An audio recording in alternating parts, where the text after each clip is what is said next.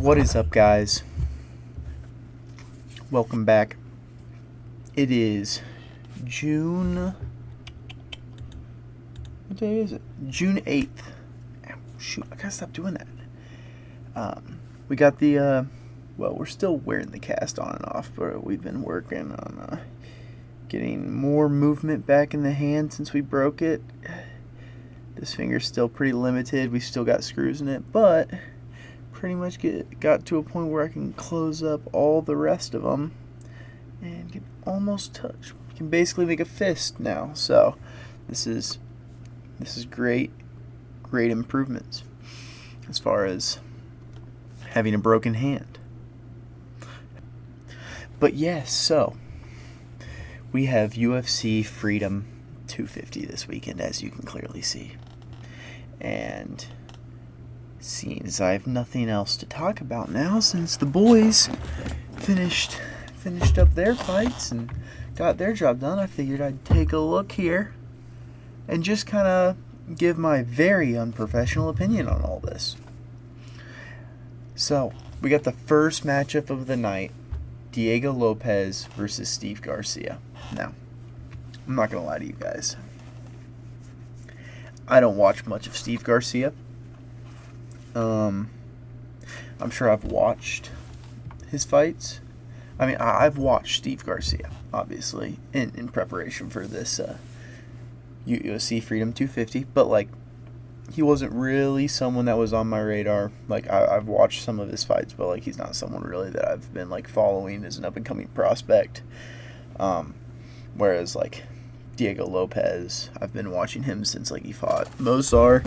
I've been watching Quillen Salkeld since the Contender Series. Like, Steve Garcia is just a guy that, like, he hasn't really caught my eye as far as, I'm sure this makes me a casual, but I don't really care. But he hasn't really caught my eye. With that being said, phenomenal boxing.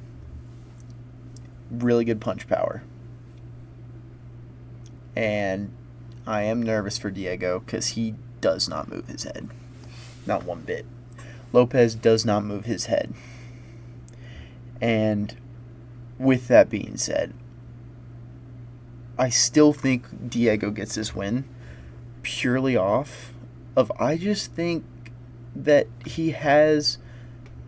I just don't think that Diego Lopez is going to lose to someone who isn't Volkanovski or Movsar Evloev, because I feel like Volkanovski and Evloev are just two guys that are so calculated and just implement their game plans so well that I don't know if anyone in the division is going to be able to beat those two guys just because of their ability to implement their game plans.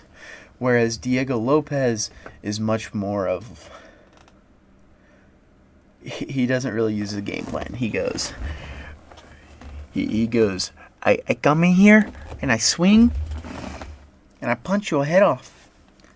And we all listen to the walkout music, and it's hype, and it's goated, and he's got the mullet, and he's got the stash, and it's great, and we all love it. But with that being said, I just don't think Steve Garcia has the ability to keep Diego either all the way out or all the way in. I don't think. He's just not Volk. And I just don't think he's going to be able to utilize the resources that Volkanovski used to beat Diego. And I honestly think Diego beats every single person in this division with the exception of maybe Mozart. But I think that he could... I don't think he beats Mozart over 5 rounds, but I do think Diego could catch Mozart. And I think that's the great part about Diego. Yes, he might not be the most technical, but he does have the ability to finish pretty much anyone in that division. So, with that being said, I think I'm going to take Diego Lopez via 29-28 decision, absolute war. Like that's the way I see this going. I think both these guys are going to want to stand in the pocket, and I think they're going to want to throw down. Now, is there a chance that Steve Garcia went, these... Okay. I thought this was something else. But yeah, that's how I think this probably goes. I mean, obviously the stats don't look great for Diego, but I'm still picking Diego Lopez. Will never make me change my no. Now, the mind reader himself. The Bo Nickel, man. You know, I like Bo Nickel. I wrestled middle school, high school. Penn State was always like, those are the top dogs. And Bo Nickel was, you know, three-time natty champ. But golly, it's getting hard to defend this dude. I mean, jeez, man. He goes on and he be saying stuff on these interviews. I'm just like, stop talking, dude. Just stop talking, please. But with that being said, yes, Kyle Dawkins has got some good wins recently in his most recent UFC run. But he has some bad losses. Who was his opponent? One of his opponents in his last UFC run before he got cut is someone who got like victimized by Cody Brundage. And of course, MMA math, it doesn't work like that. But with that being said, I think because Bo Nichols has not been training for as long as these guys, I think that he is getting better in between his fights than not Cody Brundage, than a Kyle Dawkins. So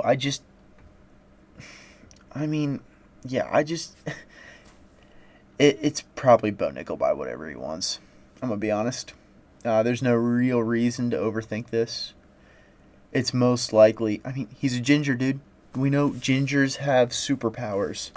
And I see Kyle Dawkins trying to do the Oliveira blonde hair thing, but it just doesn't work for us white guys, all right? And Bo Nickel's going to use those ginger powers of his, and he's going to get it done. I really believe it. Whether it be by just a brutal head kick or overhand right or... Oh, wait, no, he's a southpaw. An overhand left. Oh, another southpaw. Ooh. But, yeah, I think this is Bo Nickel's fight to lose. I think he goes in there and he probably beats the crap out of Kyle Dawkins. And with that being said, bedtime MMA's bingo picks, head kick KOs on the bingo card. So I would not rule that out. But yeah, with that being said, I'm going to take Bo Nickel by, I'm going to say round 2 TKO. I think Kyle Dawkins will survive the first round, but I don't think he'll do enough to get the win. I think he's going to get submitted, so. Oh. How do you not do Mauricio Rufy versus Michael Chandler? All right. This fight, man. I've got to be honest. I've been thinking about this. A lot. And I don't know why. But I just have this feeling, guys. I have this feeling that Michael Chandler is going to get this done. I don't know why. Michael Chandler via blowing his nose in Mauricio Rufy's face and fish hooking for a rear naked choke or something, bro. I don't know why I think he can... everything tells me that he should get slimed out. But I just have this feeling that Michael Chandler is just going to get this done. Golly, what is he? 2-6. No, not 2-6. He's not had 7 fights in the UFC. Dan Hooker, Oliveira, Gaethje, Poirier, Patty, Tony. Ugh, we don't talk about Tony. But yeah, he's 2-4 in the UFC. No, Oliveira twice. 2-5 in the UFC. And he's washed. He is. But I just got this feeling. It's in my heart. It's in my soul that, a former D1 wrestler, he adopted Terrence McKinney. If you know, you know. And he could out-wrestle Mauricio Rufy. Like, it could happen. Rufy, phenomenal win. Phenomenal win against Fiziev. Fiziev had really Fiziev was firing back and he was trying, but Mauricio Rufy on the feet is one of the most dynamic strikers in this division. Maybe the most dynamic striker in this division. But we saw what happened against Benoit Saint-Denis. And we haven't seen him get tested on the ground since then. We have not seen Mauricio Rufy get took down since then. And it makes me wonder. I'm sure, don't get me wrong, I'm sure he's worked on his wrestling. He moved camps out of the Fighting Nerds. He's down in Australia working with Volk. And so I'm sure they've been working on it. But I just have this feeling. I don't know why. I just have this feeling that Michael Chandler's going to get this done. So with that being said, give me Mauricio Rufy via round 1 TKO. Yeah. It's going to happen.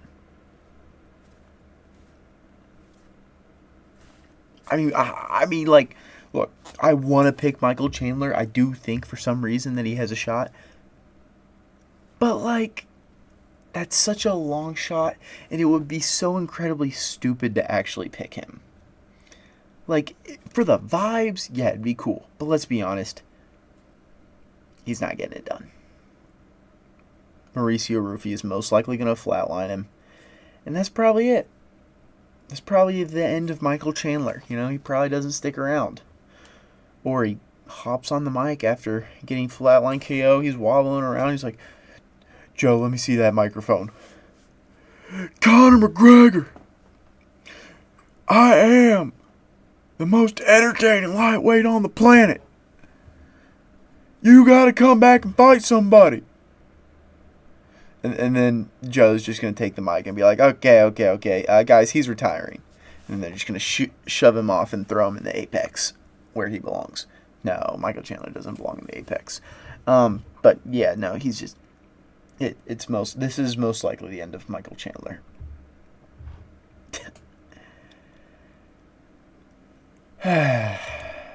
Josh Hokett versus Derek Lewis. I've played these games before.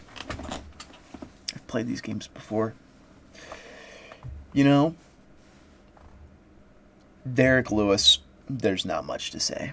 We all know the truth. He's got punch power. He's got no cardio.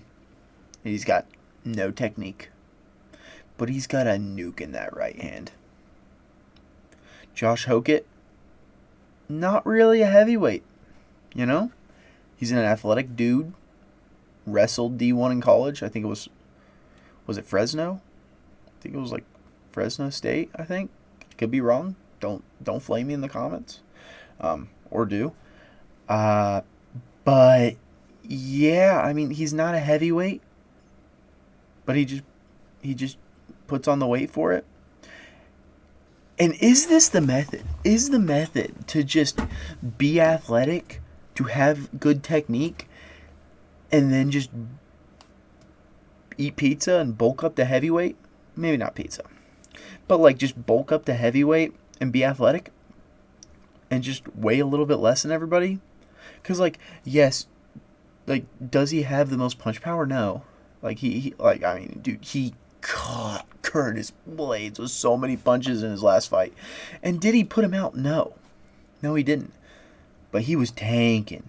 I mean, Curtis Blades, that is a big man. That is not a man you want to get hit by. And low-key, Curtis, like, Curtis was taking him, bro. And I was rather impressed. I was rather impressed with Curtis and Josh. I mean, they both put on a phenomenal fight, and I did not think that's how that fight was going to go. That is not how I saw this going one bit, but it did. And so, I mean, there's really only one option. I mean, I'm obviously picking Hokit to win. It's just, does he get a knockout? I think he does.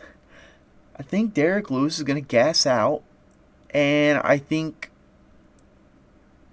Josh Hokit's just going to like take him down, kind of beat him up. We know how Derek Lewis does on the ground. He doesn't believe in it. And sometimes he just stands up, sometimes he just gets TKO'd. I mean, he got knocked out by a jab versus Waldo. I mean, Waldo jabbed him and he just went, I'm done. And just laid down. Called it a day. So, as much as like it'd be cool if Derek Lewis gets a nuke out win, for the good of this heavyweight division, Josh Hokit needs to win this fight. And like, it just, there's nothing that can make me pick Derek Lewis again. Nothing. I understand he has the one-punch knockout power. He does not have my trust, though. He doesn't.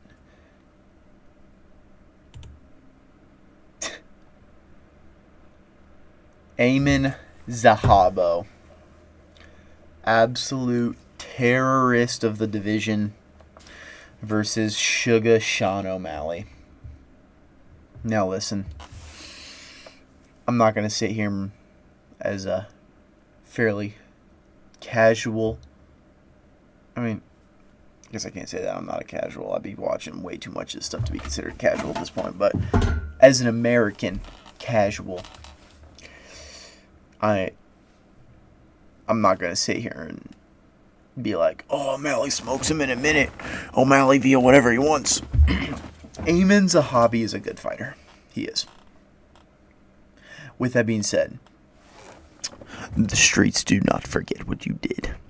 We know what you did to Aldo. We will not forgive. We will not forget. Amin Zahabi. I'm not going to say it was a robbery. Okay, I am. Aldo won that fight. I'm convinced of it. Aldo won that fight. Aldo won. It was close. I'm not going to lie. I'm not going to sit here and say it was a robbery. It was a close fight. I felt as though Aldo won it. And they gave it to Amin.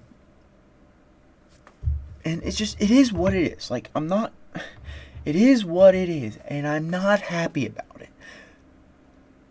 Because, like, it's Aldo. You don't want to see him losing to freaking Amin Zahabo via split decision. Like, it's just not a good look. We don't want that.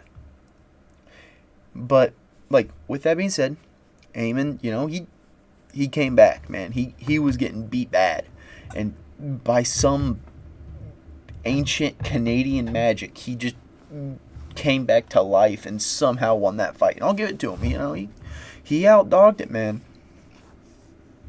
Then he fought, what's his face? Freaking Cheeto. Hot Cheeto. And again, split decision. I mean, I did think Amin beat Cheeto. But it was a close fight. If Cheeto Vera knew how to throw punches and kicks in the first round, Cheeto probably wins that. But he doesn't. And now he is fighting Sean, former champion.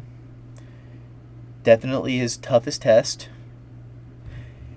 And I think Sean's going to win.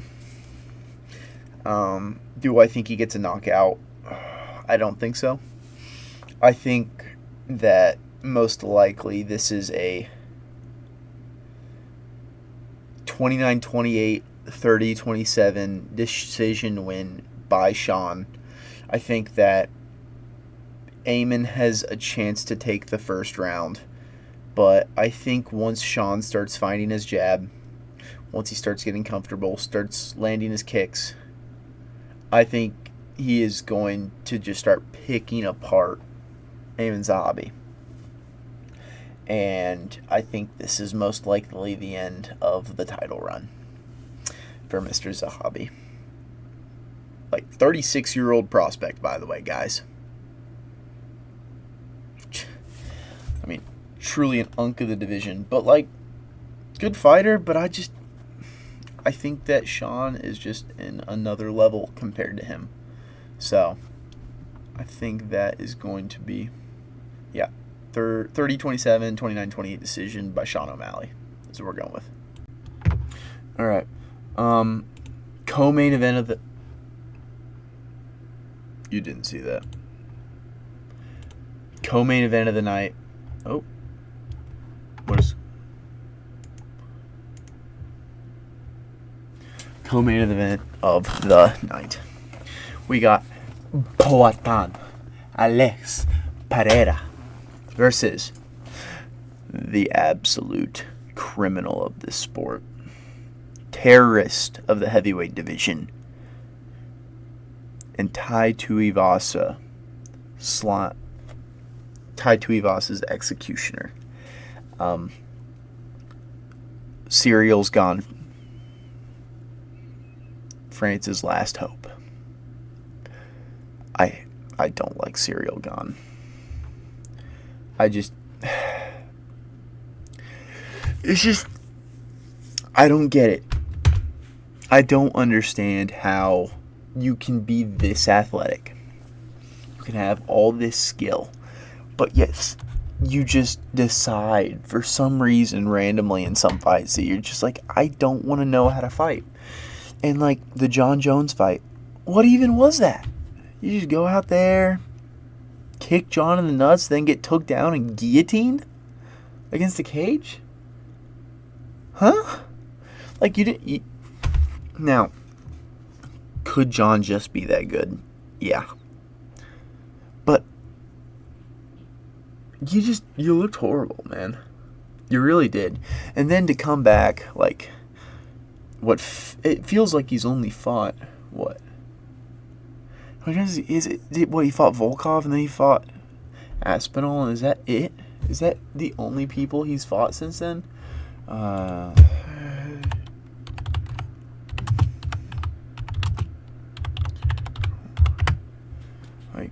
Where's Tapology? Okay. He fought Sergey Spivak. And then fought Volkov. And he lost that fight. Everyone knows it. He lost that fight. And, then he goes out against Aspinall and looks really good in the first round, but can't keep his frickin' fingers to himself and decides, let me ruin this fantastic fight. So, and then Alex Pereira, 2-division champion, excellent wins, only 3 losses, avenged one of those losses, which was to the Dagestani dude, Magomed Ankalaev. So, gets that win back. And then his other UFC loss was to Israel Adesanya, who he also beat in the fight before. So, the only 2 UFC losses he has, he didn't get them both back, but he got, at least he's beat both those guys before. So, hey, we all know Alex, excellent kickboxing, powerful left hook, can knock you out with his feet, can knock you out with his hands. Gone is a heavyweight. I mean, obviously, he's going to have power, but I don't know. This one's tricky. I feel like Gon has very good footwork. I feel like he can sit outside and just outside of range and eye poke and jab, and then utilize kicks and maybe even some takedowns. He's got good leg locks, stuff like that. He's got good jiu-jitsu. He's not got necessarily good wrestling, but he's got pretty good jiu-jitsu. But I mean, yeah, I don't know. I'm nervous for Alex.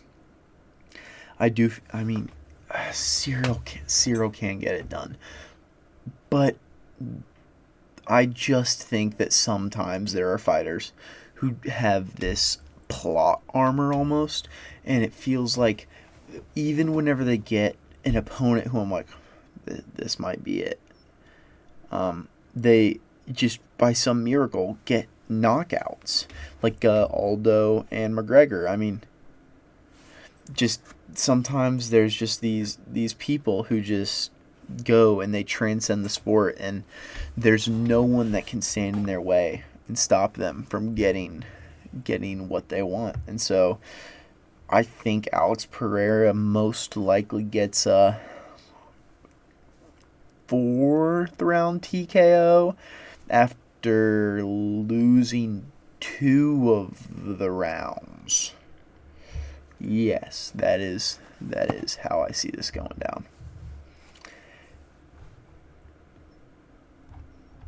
All right, main event. As cool as this is, Germany? Oh yeah, I guess. I mean, technically. Ilia Topuria, El Matador versus Justin Gaethje.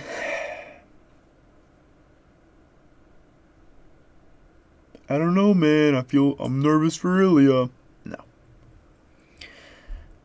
this is not that kind of video. I'm not going to sit here and pretend like Gaethje's going to win. I'm also not going to pretend like Gaethje's not dangerous. He just beat Patty. He's a good fighter, he is. But Ilya's just that next level. And Ilya, by 1st round TKO, he's going to flatline him. I was just catching up on, I think it was UFC Embedded, or was it the Countdown today? Ilya's not happy because Gaethje was talking bad about him. He was saying that if I was his wife, I'd leave him too. Why would you make it personal, dude? I understand that some athletes get in their opponent's head by saying crazy stuff. Ilya's not someone who you're going to get in his head and make him get psyched out.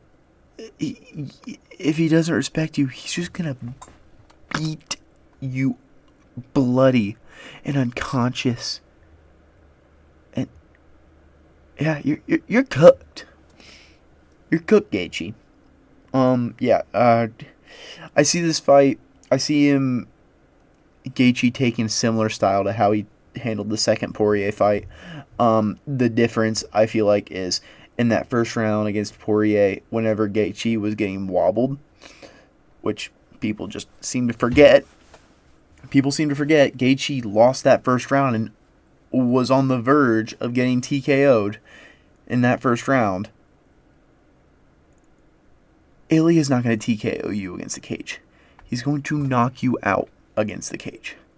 And so that is most likely how I see this going. He's trying to use the distance, calf kicks, trying to stay on the outside. Either he's all the way in or all the way out. And I think whenever he gets all the way in, he's going to either get pushed back or he's going to get knocked out. And if he gets pushed back against the cage, he's going to get knocked out anyways. So, yeah. Ilia Topuria, round 1. I mean, maybe Gaethje makes it past 1 round, but he won't. So, with that being said, guys, those are my picks for the fights. Ilia Topuria via round 1 TKO, Alex Pereira via round 4 TKO, Sean O'Malley via 29-28 decision, Josh Hokett via 30-27 decision, Mauricio Rufy via round 1 TKO, Bo Nickel round 2 TKO, Diego Lopez 29-28 decision. So yeah, hope y'all enjoyed that, and y'all have a fantastic day, and I will see you in the next one. Peace.